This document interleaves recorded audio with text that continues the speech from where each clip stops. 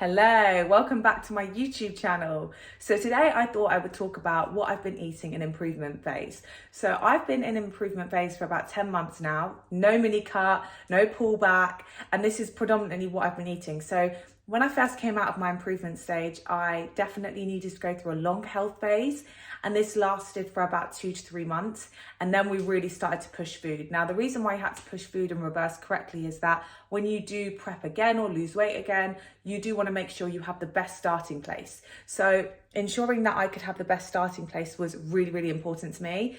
So now I'm going to talk through all of my meals. So as you can see, I make my breakfast first thing in the morning. This is after my apple cider vinegar and all my tablets. So I take tablets for my thyroid. I take one at 6 and one at 7, and I eat around 9:30, 10 o'clock every single day. So this is 80 grams of oatmeal, 20 grams of flaxseed. What I actually do is I blend my flaxseed with water in the morning so that I can have this as a kind of flax milk. I prefer that as opposed to eating flax seeds. And then I will also add in my hot water. So I cook this on a stove. I much prefer cooking my oatmeal on a stove as opposed to cooking it in the microwave.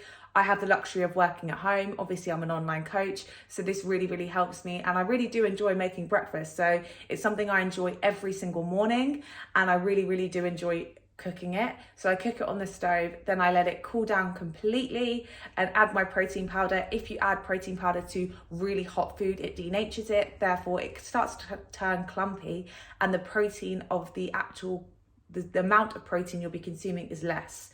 So I add in 50 grams of blueberries and 100 grams of banana, so I can't complain about the carbs. And that is my meal one. I will always enjoy that.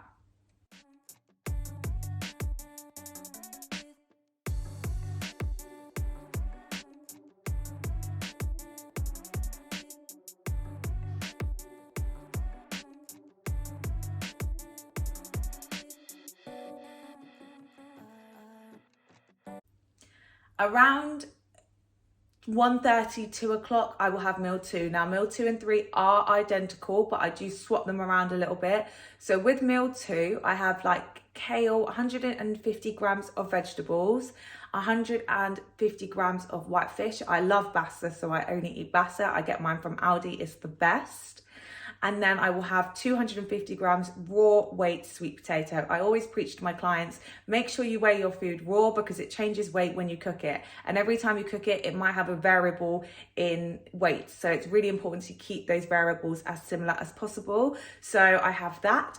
And I also have 2 plain rice cakes. And I also have 10 grams of almond butter. Now the Kirkwood almond butter from Costco is amazing. So I definitely would recommend that. That is like my favorite almond butter. You do have to mix it because there's a lot of oil in there, but it's 100% nuts. As I always say to my clients, it's really important that you do have a nut butter, which is 100% and nothing else. You don't want any of those additives, any of those preservatives in there. So it's really important that you do that. So I have that.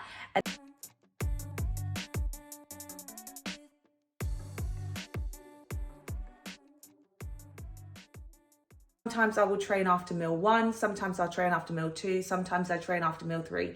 Depending on the day and depending on my routine, if I'm training by myself or with my coach, that all determines when I train. If I'm training by myself, I generally like to train after meal 1 or 2. If I'm with coach, it's meal 3 because we're pushing strength and my strength is absolutely flying.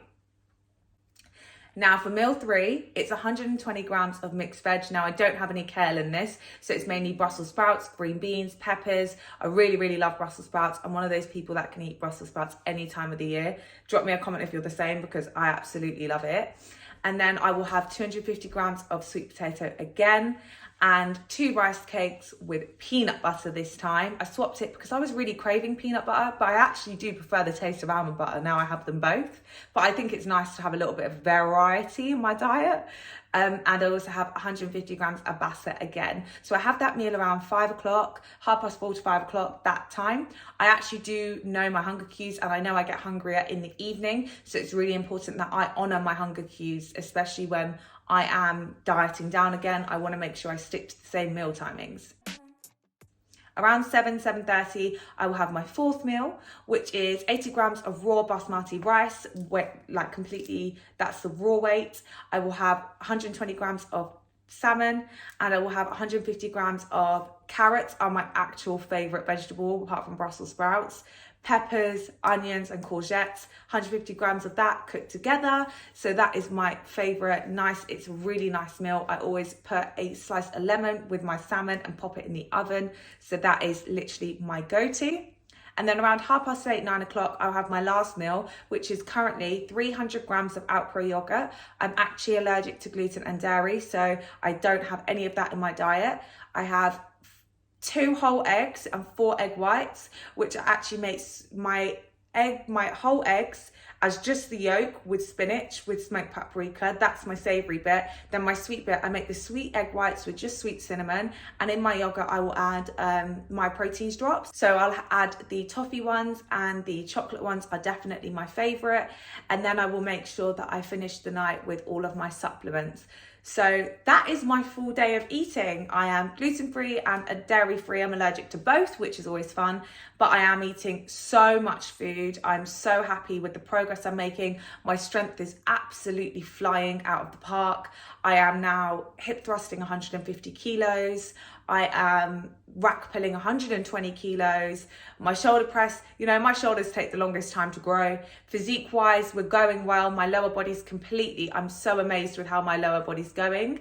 But my upper body is my back is perfect, but my shoulders are lagging. So it's something that I'm really pushing towards. My split hasn't changed, so I'm doing no cardio at all. I'm doing just steps every single day. My step target is 10,000 steps, and I'm training shoulders twice a week, glutes once a week, quads once a week, and back once a week. So I train 5 days and 2 days rest. 2 of those days are with my coach, 3 of them are by myself. The only days I really go to the gym to use the machines is with legs. Obviously, it's much better for me to use the machines. And I'm really enjoying my training. I'm really, really strong, and I've never been this strong in my life. Going from 121 kilos, losing 56 kilos, and then now in a phase of building muscle. I've never intentionally gained weight, so it's really nice to see how much my strength has improved, my energy levels have improved. I'm still drinking 4 litres of water every single day. All of my supplements are still weighed. I'm on 4 grams of salt. It may sound a bit extra to you, but I like to live my life this way, and I like things in order, and I like a routine. So it's something that really benefits me, and it will mean that when I diet down again, it will be a lot easier because these variables are all in check. I have no tea, and I'm still caffeine free. So I just have decaf coffee, which it still contains a third of the coffee bean. Uncaffeinated is no caffeine at all. So I still have a little bit of caffeine. I'll have a Pepsi Max here or there, like maybe every other day if I fancy something really sweet. I've got no food focus at all, which is the first time in my life. You could literally give me anything.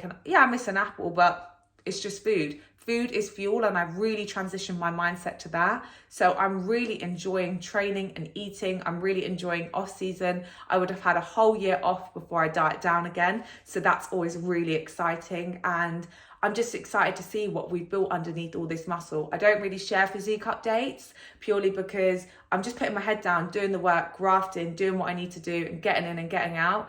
And even with my training, I'm getting better at filming training, but once I'm in the zone, that's my me time, and that's my meditation time. So I am making more of a conscious effort to make sure I'm posting on my Instagram, and especially I do need to post more form clips, which is obviously a goal of mine moving forward.